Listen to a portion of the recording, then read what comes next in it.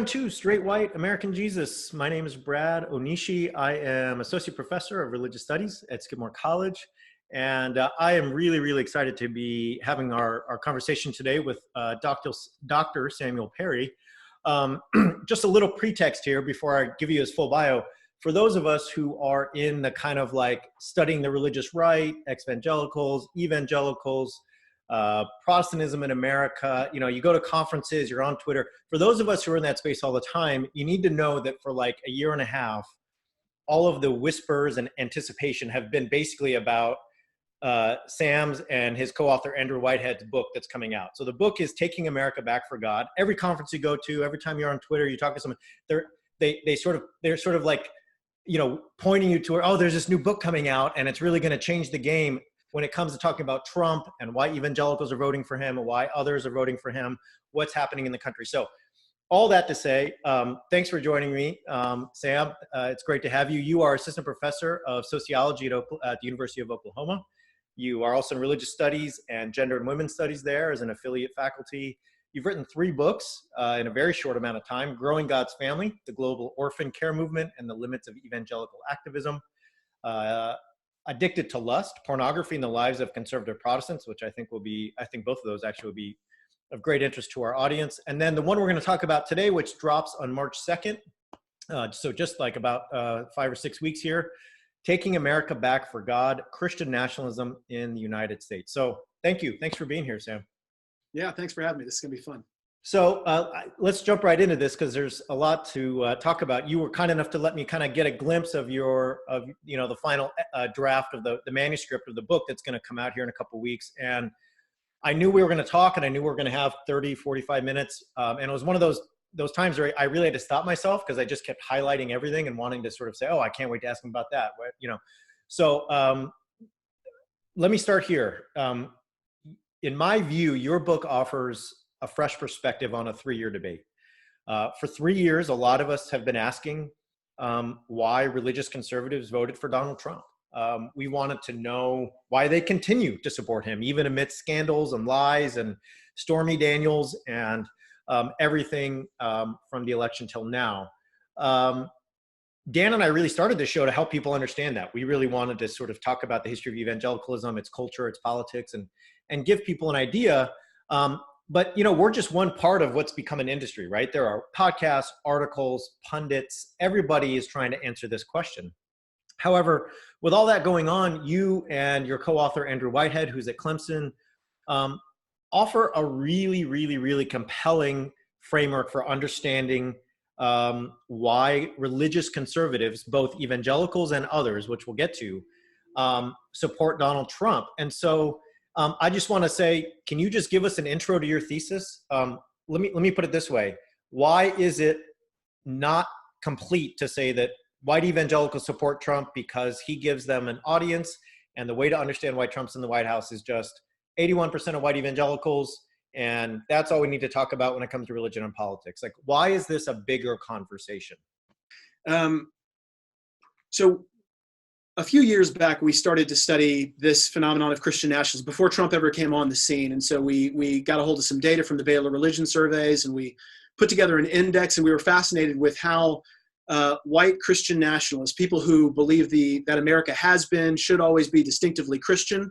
And when I say Christian, that is coded language. I mean Christian meaning ethnically white, culturally conservative, native-born, likely Protestant. And so people who believe the United States has always been Christian in this sense and should always be distinctively Christian. We kept finding in study after study after study that people who score higher on this Christian nationalism measure tend to be far more into racial boundaries, strict racial boundaries. They don't like interracial families, transracial adoption, interracial marriage. They're very much against immigration. They're very much suspect of Muslims in the United States. They believe that America should favor, in fact, Christians, not just stay the way it is, but it should actually show preference towards Christian policies, Christian values, and Christian organizations. And so when Trump came on the scene, we were able to collect some data that was able to connect that was able to connect both Trump support and our kind of understanding of Christian nationalism and how to measure this kind of thing. And so when we started to do some analysis, we found that being a white evangelical essentially disappears when you account for Christian nationalism, as does how religious somebody is, how often they pray, read their Bible, attend church, what they think about the Bible. None of those things tend to matter when we're accounting for Christian nationalism. And so what we argue in our book is really, it's not white evangelicals who are, there's nothing about white evangelicalism. If we define white evangelicals as a group of white Protestants who hold certain conservative views about the Bible, and they tend to be faithful in their religious practice, they attend church a lot, they pray a lot, they share their faith. There's nothing about that would lead somebody necessarily to support Trump. Christian nationalism, though, happens to be an ideology that about 75% of those white evangelicals tend to hold. And so what we argue in the book is that it's not about being a white evangelical. It's not about even being a conservative Christian. It is about being somebody who believes America was yours, it was intended for you, and Trump is promising to take that back. Really, the best kind of boiling down that I could come to came from Tony Perkins. Tony Perkins, the president of the Family Research Council, on record one day, speaking for evangelicals as he tends to, said that was asked, why did evangelicals support Trump? And Tony Perkins said, we evangelicals, but by that he means Christian nationalists. He said we were tired of getting kicked around by Obama and his leftists, and Trump was the guy who was willing to punch the bully on the playground. And that's exactly, I mean, in a nutshell, that is what Trump is to these guys, is people who score higher on Christian nationalism. Trump is the guy who is willing to punch the bully who's picking on you. So, I mean, I just want to break down what you said there, because it's all very compelling. And I think what I want to make clear, and you tell me if I've got this right, is that basically you guys did a ton of surveys. You asked people questions, and you asked how they score on different factors, and we'll get to those factors in a minute. What you discovered is that Christian nationalism is the thing that drives support for Trump. And so that would explain, for example, and this just came out yesterday on Politico, that a pretty high number of conservative Catholics voted for Trump, right? It would explain why we have seen many, in perhaps surprising way, Latinx churches and leaders come out in support for Trump. The Evangelicals for Trump rally was held at an Apostolic Reformation Spanish-speaking church. However, what you did say there is important, which is to say that while evangelicalism inherently, in a vacuum, right, which we can never get to, but in a vacuum is not one that would promote inherently support for Trump, that many evangelicals are Christian nationalists, and therefore we end up with an overwhelming majority of white evangelicals supporting Trump because of their Christian nationalism. So I guess that leads to another question, which is to say, okay, when people think of Christian nationalists, I think they think of like The Handmaid's Tale. They think of a situation where a group of religious people want a religious state run by religious people who use their scriptures and their doctrines to create laws. So what doesn't add up there is, okay, if that's Christian nationalism, how can then I want to support Trump, who's the least religious guy in the world, and who, as you just quoted Tony Perkins saying, is really a bully? Like, how can the Christian nationalist want a non-religious leader? What are we missing in the sort of picture I just painted there about Christian nationalists? Right. So I think that is something we try to define in the preface, in fact, is that we believe that Christian nationalism, as we're defining it, is different than strict theocracy, in that Christian nationalism, and when I say Christian, I mean, I think I don't want to overemphasize the spiritual component of what Christian nationalists really want. I think it mostly is about power, boundaries, and order, which we talk about in the book. And so I think Christian ends up being this code language for people like us. And so Christian has something to do with that in terms of an identity, but it is a lot less about like what Jesus cares about and what the Bible says, and more about who's going to defend us and our values and our beliefs and our families and priorities. And so from a Christian perspective, actually, I have found compelling the idea that Trump is is more perfect for Christian nationalists as a representative than somebody like Pence was. Because if you imagine a Mike Pence having the language that Mike Pence does, Mike Pence is able to walk the walk. He's able to use Christian language, evangelical language, in a way that would be pleasing and appealing to evangelicals. He'd be able to quote scripture without sounding like a doofus and saying things like 2 Corinthians or, and just these vague kind of concepts. Mike Pence would be able to talk that talk. But coming out of Mike Pence's mouth, very Christian language and jargon, and him identifying as an evangelical, and then saying and doing the kinds of things that Trump does, would be more embarrassing. It'd be more difficult to explain for conservative Christians who would feel like that is now reflecting on their religious values and identity. Trump is perfect in that they can really distance themselves rhetorically from everything that Trump is as a person, and then claim, oh, well, he still supports us. He still has the right kind of ideas and values, and he fights for us, and he fights on our behalf. He fights for the unborn. He fights for the Supreme Court judges. He fights for religious freedom. He fights to defend our borders and our national security. And then they are able to throw out statements like, well, we didn't want a pastor in chief, or Robert Jeffress when he said, I don't want a pastor. I don't want a nice guy as a president. I want the roughest, meanest son of a gun who will fight for the good guys here. It's almost like this narrative of the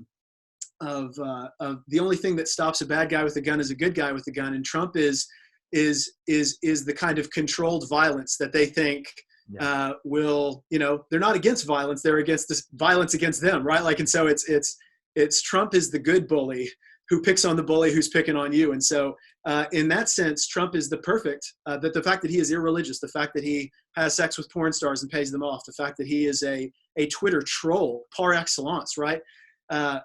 They're able to distance themselves and say, oh, what a guy, Trump. I wish he didn't say all those things, but by the way, he's awesome because he's the one who fights for us. Yeah, when I was reading the manuscript of the book, it became very clear to me that, and you just said this really, that, in Christian nationalism, the word Christian is an umbrella, because, right. If you come out and say, I'm a white nationalist, you're going to get booed off the stage, right? You're not allowed. You're not allowed to say that. Okay, so white nationalism, you're going to be in the David Duke category and gong showed off, right? Get out of here. Okay. Right. If you say I'm in the anti-Muslim, anti-any religion that's not Christianity group, still just not appropriate for polite company, right? You can't really say that most places. Okay, not good. Okay. If you say I'm a patriarchal nationalist, I'm just for men in charge, right? Again, most places, even in conservative pockets of the country, you just can't really come out and say it that way. But if you say I'm a Christian nationalist, and by that you mean I am somebody who is for a certain vision of the country, with a certain vision of who is us and who is not, of who is here and who does not belong here. If my Christian nationalism is an umbrella that can include, right, yes, some Islamophobia, and yes, some patriarchal theology, and yes, some I am really xenophobic. And, yes, I really don't want refugees here, right? Christian there can catch all of that and really sort of make it palatable so that you're allowed to kind of express your idea on the main stage without being booed off right away, right? And I wanted to get to this. Like, it's really about borders, control, and order, right? I mean, that's really what Christian nationalism is about. And it does that by defining who's a real American. I mean, Dan and I have talked about this over and over again on this podcast. Who's a real American? Who is really part of we the people? And who is not, right? Right, exactly. So I think I love this idea of the term Christian being kind of a reverse dog whistle or a positive dog whistle. So like if I say, Americans in the urban or the inner city, right? Like that's code language for Black. If I say terrorists, it's dog whistle for Muslim Americans or Muslims, right? If I say illegals, it's dog whistle.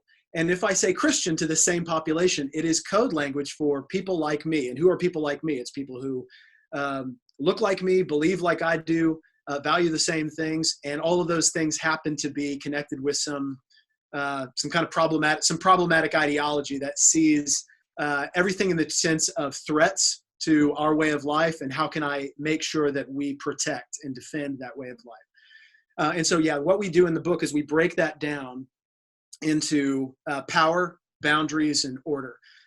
People who score higher on Christian nationalism, and I should mention this, we divide orientations to Christian nationalism into 4 categories. So we have, at the very top, you've got ambassadors of Christian nationalism. These are the people who score the highest, and for all intents and purposes, these are the people who we say we could just refer to as strong Christian nationalists. Beneath them, though, you have ambassadors, you've got ambassadors, then you've got accommodators. Beneath them, you've got resistors, and at the very bottom, you've got rejectors, people who are adamantly opposed to Christian nationalism, say religion has no place in politics, they ought to be, separation of church and state ought to be defended, those kinds of things. And so when we're talking about ambassadors, ambassadors are hugely fond of protecting the political power they believe that they have rightful claim to, and so that they're going to defend that no matter what.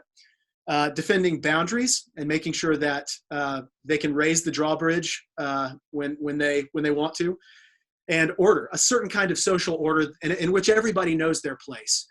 Women know their place, men know their place, people who are in heterosexual versus homosexual relationships know their place, and who should be on top of that hierarchy. And so all of it comes down to, in the book, we kind of organize the attitudes and the conversations according to these 3 categories: power, boundaries, and order. Yeah, and that really helps explain a lot, right? Because again, if you say Christian, a lot of folks are gonna, right? And we've seen this play out over three years now on Twitter, on Facebook, over family dinners at Thanksgiving and birthday parties and barbecues, right? Okay, you say you're Christian. Let me show you scriptures that point to why the policies that Trump is advocating for and implementing when it comes to immigration and refugees are non-scriptural. Let me show you how the history. I mean, we had Armour Marie Griffith on, who's a distinguished historian of American religion, and she showed us, right, 90% of Baptists in Texas once supported abortion in some form. So we can pull out the scripture, we can pull out the history, we can say, hey, all of this doesn't seem Christian in the ways that you think it does. And yet what you're saying, Sam, is that, in fact, those who score high on Christian nationalism, which, as you said, is about control, who controls the social order, it's about power. We want to make sure that men are in charge. That means a sort of certain approach to marriage. That means power when it comes to who is sort of prioritized. So, racially, religious minorities, racial minorities, you might be allowed to be here, but you're always going to be sort of lower on the pecking order. And then boundaries, right? We are going to draw lines and decide which territory is ours and where everyone else needs to stay away. Christian nationalists score so high on those things, and it really explains why Trump, as you've outlined, as a bully, is a great representative of how they understand power, boundaries, and order. I mean, he really sort of is like the id of power, boundaries, and order for the Christian nationalists, right?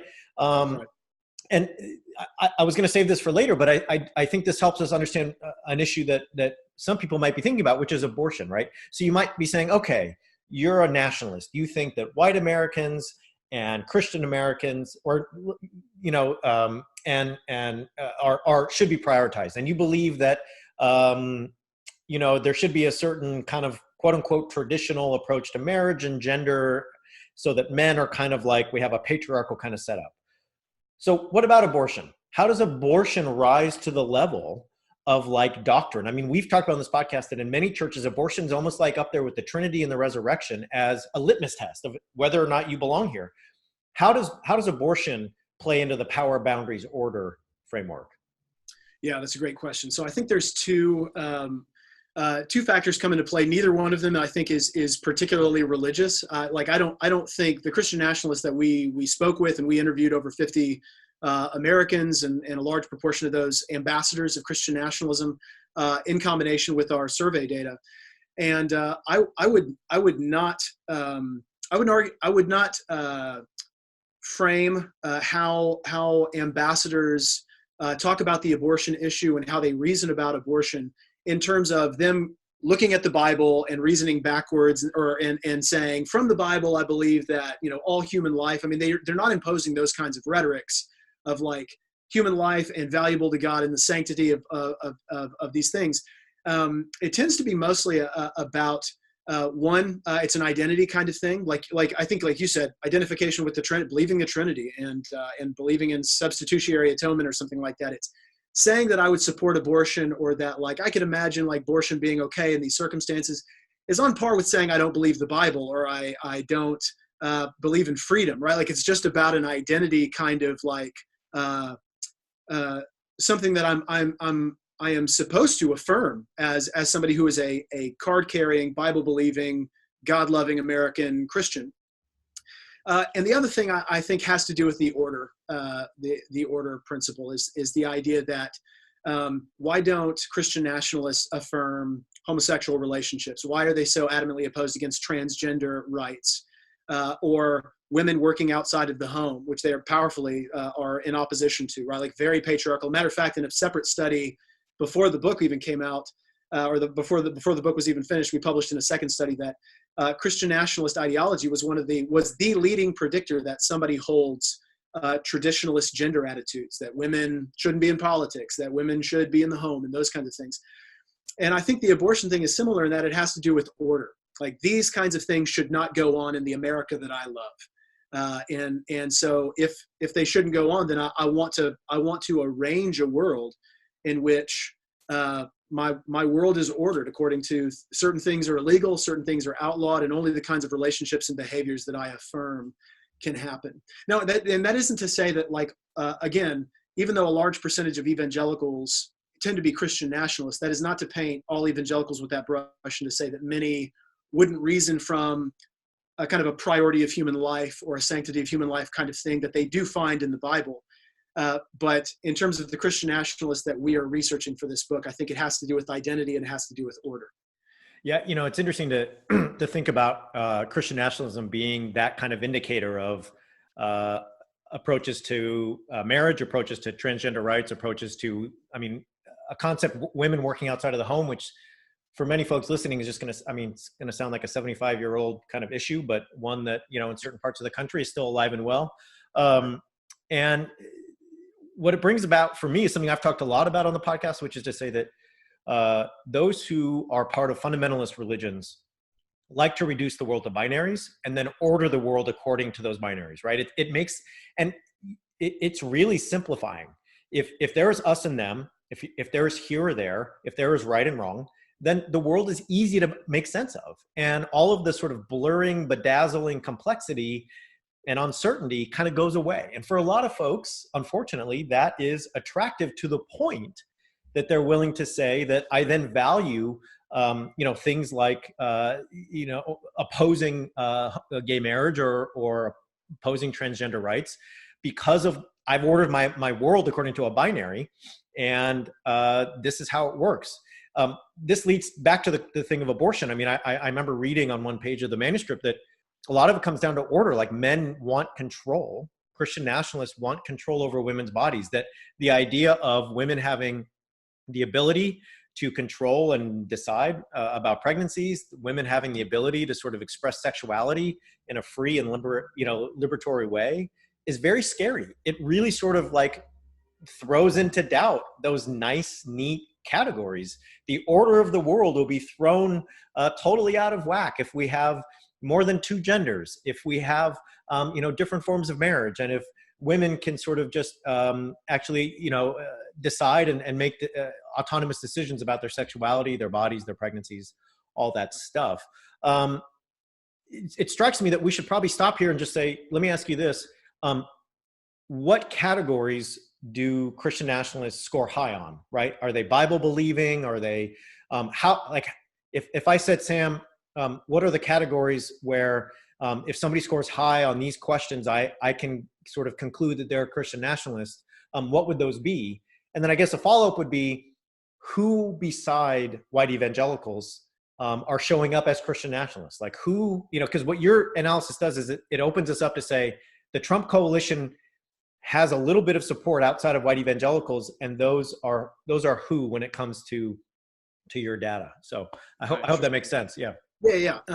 Well, and before I answer that, I just want to go back to something that you were saying, and something that we highlight in the book, and I think something I want to continue to bring out again is Christian nationalism is in large part, and I think Robert P. Jones, The End of White Christian America, did such a beautiful job of highlighting how so much of Trump's support and so much of this kind of political backlash that we're seeing from the far right and Christian nationalists being a part of that, has to do with fear. And it has to do with fear of losing control, not only of my power, but the world spiraling out of control into this dystopic kind of thing. Like part of what I did for our research is I visited Robert Jefferson's church, and I went to one of these kind of Freedom Sunday celebrations where they're waving all the flags, and there's fireworks, and there's lasers, and there's the armed services medley, and he's giving his sermon called "America is a Christian Nation," and a healthy part of that sermon was him just for 5 minutes riffing off,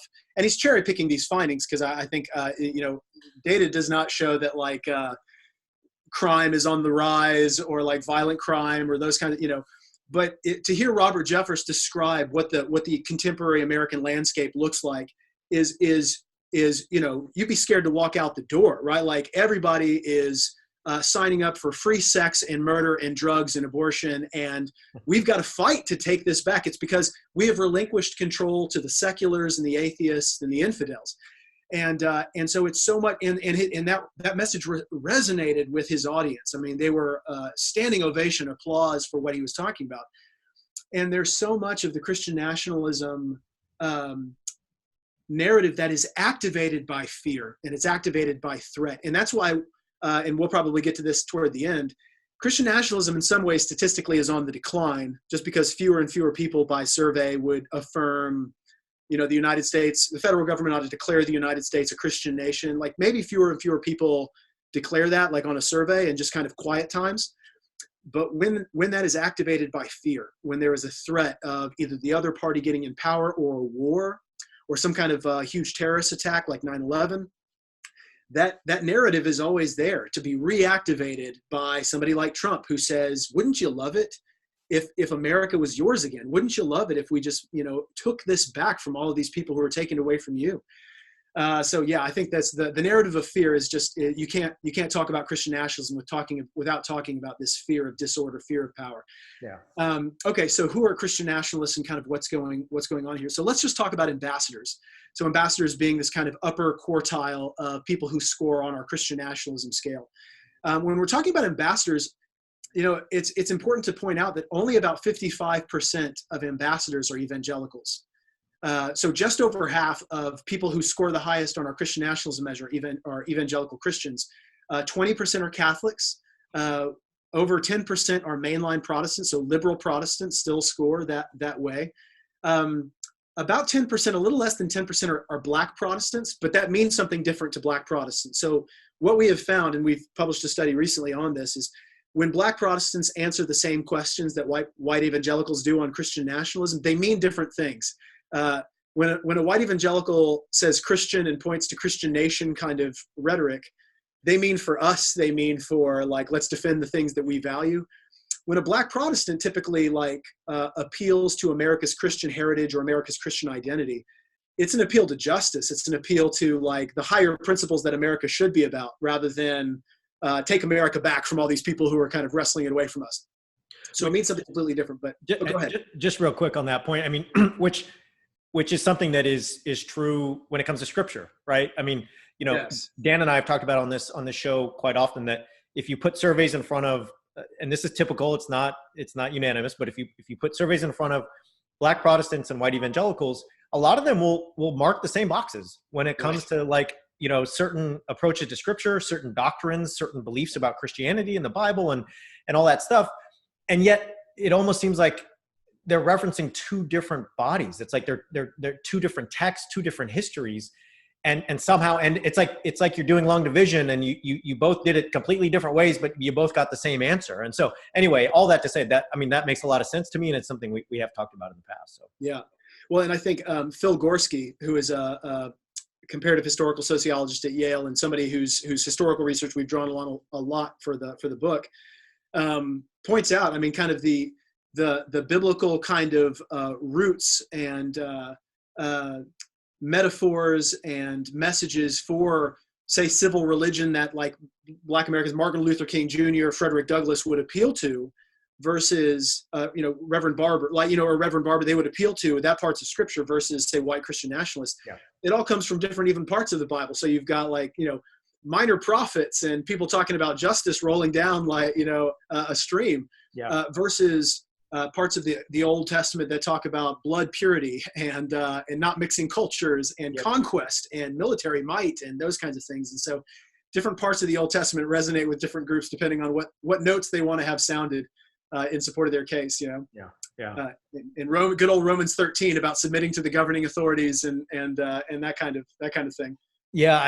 Which, I mean, we could spend hours on that. I wrote a piece on Romans 13 and creeping theocracy, and that's really scary. But if you don't mind, I want to come back to, and I want to just make this crystal clear for folks, and before they get their hands on the book, which I hope they do, which is to say, okay, so what are the categories that you and Andrew Whitehead use to figure out if somebody scored high or low on Christian nationalism? It's like, is it they're Bible believing, they believe America's a Christian nation? Like, how do I figure out if someone's a Christian nationalist? Oh, that's great. Yeah, and I'm glad we're clarifying this. So we draw on a couple of different surveys, and sometimes we have to just kind of go with what questions are available. So one of the more limited measures, I'll give you the limited measure, and then I'll give you the full kind of index that we use.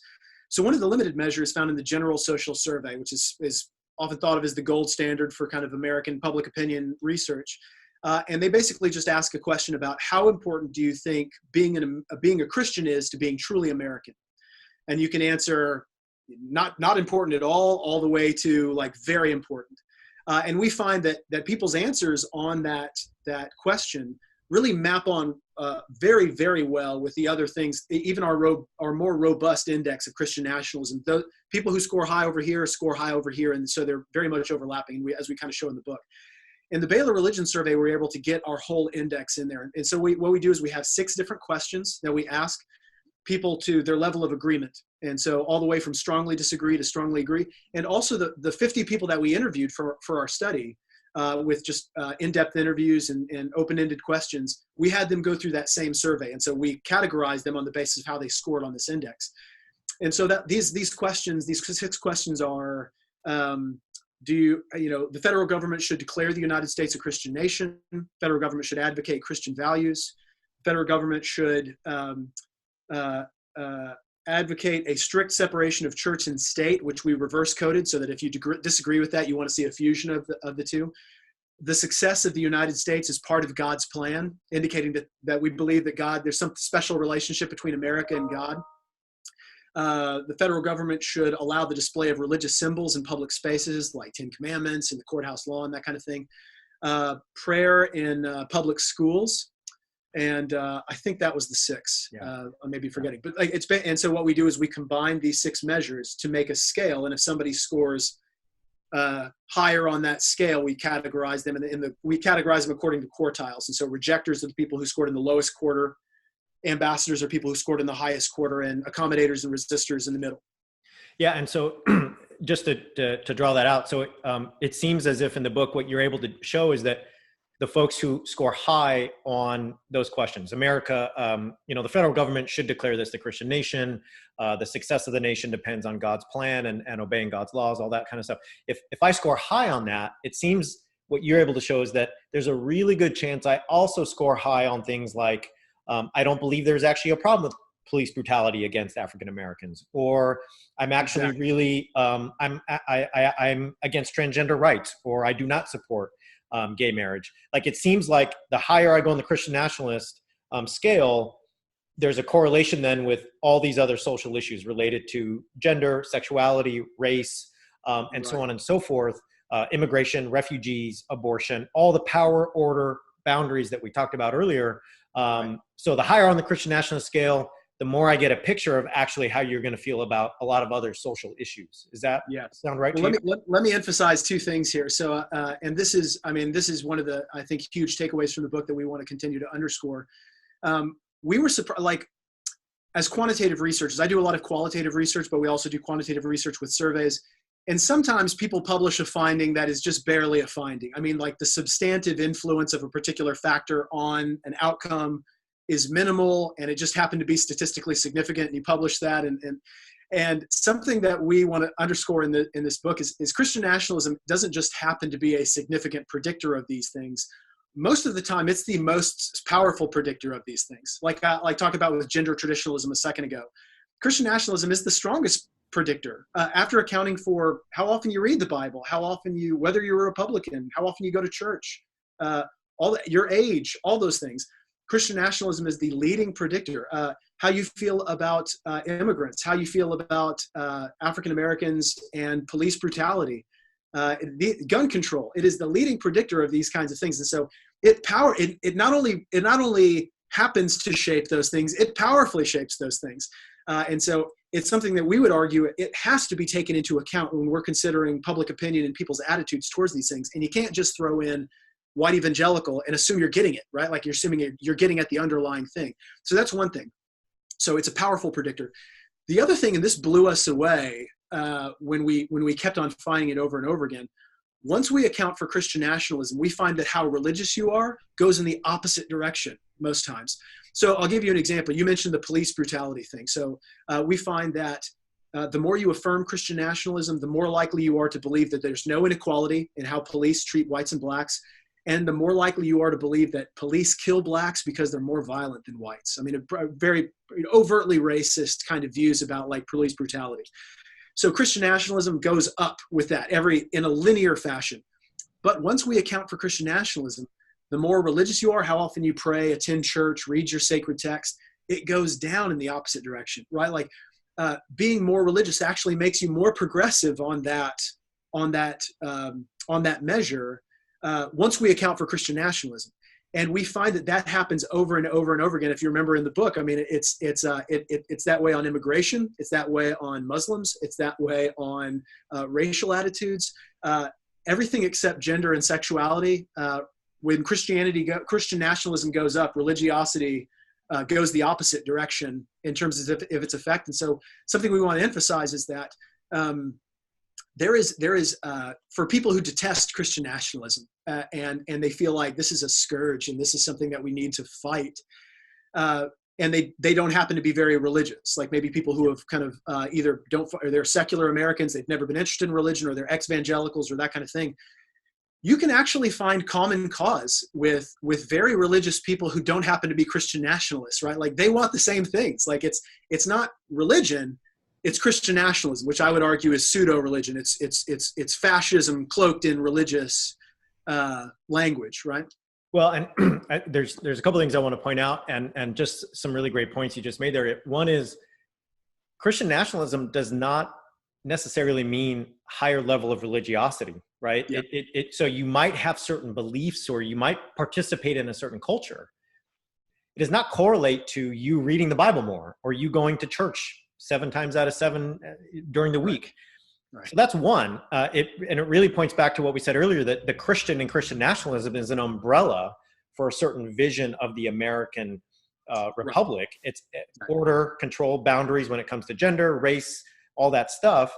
Second, it really does come down to the fact that religion is not necessarily an illiberal force in the American landscape. That you have data that basically shows, I mean, you made this point, I just wanted to reiterate it, which is a lot of times the more religious you are, the more progressive you end up on certain measures and on certain social issues.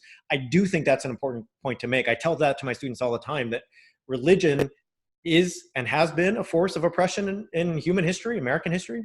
It's also been a force of liberation, and we have to sort of take all that into account. I want to come back to one minor point that I want to make clear for our non-academic listeners out there. When Sam says that they interviewed 50 people, he means they interviewed people in like very in-depth ways. They talked for hours. They sort of asked about all their issues.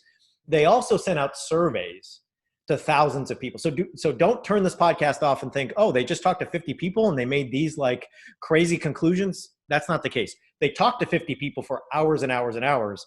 They also surveyed thousands of people all over the country. And that's where they're getting their conclusions. So just wanted to make sure that, folks who are not in the academy and are not like thinking about sociology and this kind of stuff on a daily basis. I know you got to go teach a class here in a minute, so I don't want to keep it too long, but I do want to ask you, you hinted at this earlier, but what's the future of Christian? I mean, I want to make one more thing clear. Christian nationalists are not necessarily white evangelicals. I think that is something people have to keep in mind when they think about 2020 and what's going to happen in this election year. That there are a good number of conservative Catholics in there. There's a good number of mainline Protestants, people that would be on the sort of quote unquote liberal side of Protestantism. And there are others who are Christian nationalists. So that needs to be kept in mind. That, I think, is the real force of your book. You really have given us a way to think about how Trump gets his support and who is supporting him, that goes just beyond this sort of like mystification of white evangelicals supporting this guy. With that in mind, what is Christian nationalism decreasing? And then you're a sociologist. I always say this to my sociologist guests: you don't like to make predictions, you like to study data. So this is not your bag, and I get it. And I'm going to make you really nervous right now. So, but is Christian nationalism decreasing? And then depending on the answer to that question, what might that mean for 2020? Yeah, that's a great question. So statistically speaking, Christian nationalism is receding slowly. So, and when I say slowly, I mean like it from 2007 to 2017, when we asked the same questions on different surveys, we saw a minor but statistically significant drop in terms of like affirming Christian nationalism. It wasn't a tremendous drop. It was, and this is over 10 years, mind you. So it was a slight drop. People are aging. Older people who would have been strong proponents of Christian nationalism are affirming that on surveys a little bit less. I would say two things to that, though. One, hardly anybody says they're against interracial marriage anymore on surveys, and yet my guess is that you wouldn't have to hunt too hard to find white Americans who would be uncomfortable with their children marrying interracially, and they have told their children so, and yet. As someone who's like the result of an interracial marriage, I'm just going to tell you anecdotally, true. Yes, true. So, right, so people learn what to say on surveys more and more about like what is appropriate and what is kind of like, culturally passé, even though they may very much still affirm that and believe that kind of thing. And so even though we see it waning a little bit in survey research, I would say that some of that might be a social desirability bias as people kind of get keen on what they can and can't say on surveys about, what the United States should be and how inclusive we want to portray ourselves as. The other thing, though, is that and I think Phil Gorski argues this beautifully, is that Christian nationalism responds to fear. It responds to threat and responds to savvy, strongmen leaders activating those fears and being able to pull on that narrative and to draw people in and to say, don't you realize this is what's happening and it's cyclical and it's going all over again, and we've got to fight it. And so I think Christian nationalism, even though we see it waning a little bit on surveys, I think it's still there. I think it's still there in the back of the American popular consciousness that can be activated like I remember a guy named James Aho, A-H-O, wrote this great article in Critical Sociology called Christian Dominionism, which he really thinks is the same thing as Christian nationalism. And he called it like a herpes virus. Like Christian nationalism is like a herpes virus. It's always back in the spinal column, just kind of ready to explode onto the surface. But it's such a powerful way of thinking about like, this is exactly like it's back there, right? Like it's ready to be activated and inflamed whenever somebody who's savvy enough and the situation calls for it, a terrorist attack, a war, an election, and somebody can draw on that and kind of bring it right back and activate it to drive people's voting behavior and narratives and all that stuff. So even though I do see it, so my prediction would be, I think Trump is going to sound that gong every week from here until election. He's going to have Robert Jefferson, Tony Perkins, and Wayne Grudem, and Jerry Falwell Jr., and Mike Huckabee, and Michelle Bachmann, and Paula White, and all of his kind of court evangelicals, as John Fee calls them. He's going to have all of those people stumping for him as Trump the Cyrus, Trump the guy who's fighting for us, Trump the guy who's going to fulfill his promises, not as the representative of like what a Christian should be, but the guy who's fighting for us. And when I say us, is all that coded language of Christian. Does that make sense? It makes a lot of sense. And it, again, for me as somebody who's not a social scientist, who's more historically oriented and philosophically oriented, I always, the rant that my students get tired of hearing is that, fear and anxiety, these lead to reduction, right? So if I am scared, if I don't have time, if I'm not sure, if I'm, right. Things are not going great, I'm under threat, reduce, make a clear decision about what's right, what's wrong, who's evil, who's not, and go from there and just sort it out later, right? And, you know, as somebody who's more prone to reflection than action, which is not always a good thing, right? You know, I mean, sometimes you need action, but as somebody who's prone to reflection, you know, I've always had a harder time with folks who want to make decisions about the most fundamental aspects of our political, cultural, and civic lives based on fear, based on just like a kind of impulse to escape what may or may not be an actual threat. And so I hear you. As somebody who was an evangelical minister, I know those tactics. I've experienced those tactics. I mean, I wrote a piece, and our listeners will be familiar with this, about how I wanted to vote for a Democrat at certain points of my evangelical time. And the fear of voting for somebody who was for abortion, right, and who my elders told me would implement policies that would lead to the Holocaust of millions of unborn babies, meant that when I was an evangelical, I chose the Republican candidate because that's just what seemed to be the only right thing to do. And so I know that impulse of fear leading to reduction, leading to siding with a kind of strong man and a very simple kind of logic when it comes to what seems good and what seems wrong. But it's scary. And anyway, all that to say, I could talk about that for hours. You got to go teach a class. You've given us so much of your time already. I will just close by saying thank you for your time. The book's coming out March 2nd. Is there anything else we should know? I mean, I want to make sure and let everyone know where they can get it and what's happening with it. But anything else we need to know before you go? People can find you on Twitter. Yes. Yeah, that's great. We're going to be, as we continue to, and this is, even though we just wrote a book on it, is by no means kind of the capstone of everything we've done. I mean, it's ongoing. We've got new data now that we're analyzing that looks at whether or not people are planning on voting for Trump in 2020 and how fear is kind of related to those issues and all of the other factors that we've looked at. And so I would say be on the lookout for us as we continue to put out research in this area. I mean, it's not something we wrote just so that we could have a book written about it, but because we think it's important and we wanted to tell people about what are really the strategies going on behind what's driving a lot of movement towards supporting a guy like Trump. And so we're going to continue to put out research that throws back the curtain on this phenomenon so that people can help so that we can help people understand it better. Well, so people can find you on Twitter at Soch of the Sacred, and the book is coming out March 2nd from Oxford University Press. And listeners, I will say this. I want to be really honest with you. There's a lot of academic books out there that I do not recommend to non-academic people. Like my book that I wrote, Sacrality of the Secular, my friends are always saying, hey, I can't wait to read your book. And I'm like, do not read that book. Just don't do it. Okay? That's not written for human beings. It's written for academics. I mean, I don't mean that. That's a joke. But this is not one of those books. This is a book that if you are not an academic, you're not a sociologist, you're not like feeling like this is the space you're in all the time, you can get this book and it will make sense. It's clearly written and it will really, really, really help you understand so many issues related to conservative Christian people supporting Trump. So with that said, we're going to sign off. I'm Bradley Onishi. You can find me on Twitter at Bradley Onishi. This is Straight White American Jesus. You can find us on our Facebook page. You can find us on Stitcher, Blueberry, Apple Podcasts, everywhere you get your podcasts. If you'd like to support us, we are on Patreon, and we can always use your support.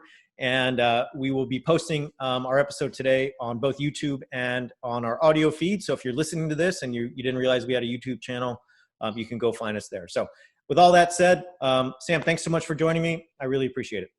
Thanks so much for having me. It was awesome. All right. Thank you.